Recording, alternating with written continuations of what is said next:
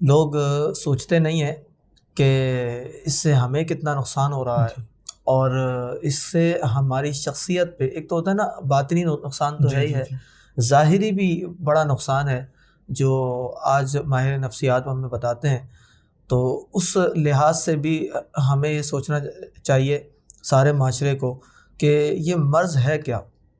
یہ مرض ایسا ہے کہ اللہ رب الجلال نے قرآن پاک میں اس کی مذمت بیان فرمائی۔ اللہ اکبر۔ اللہ تعالیٰ نے ارشاد فرمایا، سورہ حجرات کی آیت ہے، رب الجلال نے فرمایا یا ایھا الذین آمنوا اجتنبوا کثیرا من الظن ان بعض الظن اثم، کہ اے ایمان والو تم بہت زیادہ گمان کرنے سے بچو۔ ان بعض الظن اثم، کہ بہت زیادہ گمان کرنا یہ گناہ ہو جاتا ہے۔ اللہ اکبر۔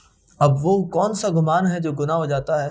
وہ یہ بدگمانی ہے، بالکل، کہ کسی انسان نے ایسا کیا ہی نہیں، یا اس کے وہم و گمان میں بھی ایسی چیز نہیں ہے، اور انسان سوچ لے، ایزیوم کر لے کہ نہیں ایسا ہوا ہوگا، پھر اس نے یہ کیا ہوگا، پھر اس نے یہ کیا ہوگا، اور پورا ایک سوچ کا پہاڑ بلند کر دے۔ صحیح۔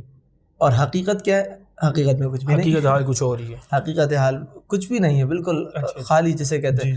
تو اس وجہ سے ہمارے ہاں بہت سے لوگ، آپ کو میں کیا بتاؤں کہ بچے اپنے والدین کے لیے بدگمانی کر رہے ہیں۔ اللہ اکبر۔ کہ دیکھو ہمارے والدین نے ہمارے ساتھ یہ کیا، ہمارے بھائی انہوں نے تو اپنی زندگی کی جمع پونجی تمہارے پر لگا دی، بالکل بالکل، انہوں نے تو سب کچھ تمہیں دے دیا، تم نے کیا دیا یہ نہیں سوچتے۔ یہ سوچتے کہ نہیں ہمارے والدین نے ہمیں کیا دیا، انہوں نے ہمارے لیے کوئی کاروبار کھڑا نہیں کیا، انہوں نے ہمارے لیے یہ نہیں کیا۔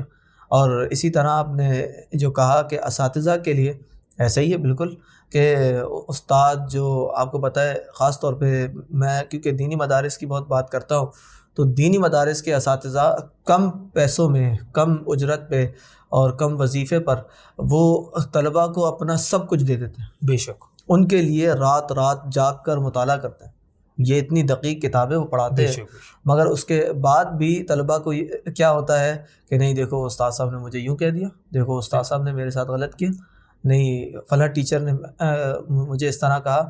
بات اصل میں یہ ہے کہ ہمارے طلباء کو، ہمارے بچوں کو یہ نہیں پتہ، اور عام عوام کو بھی یہ نہیں پتہ کہ ہم نے خوش کیسے رہنا ہے اور خوش کیسے کرنا ہے۔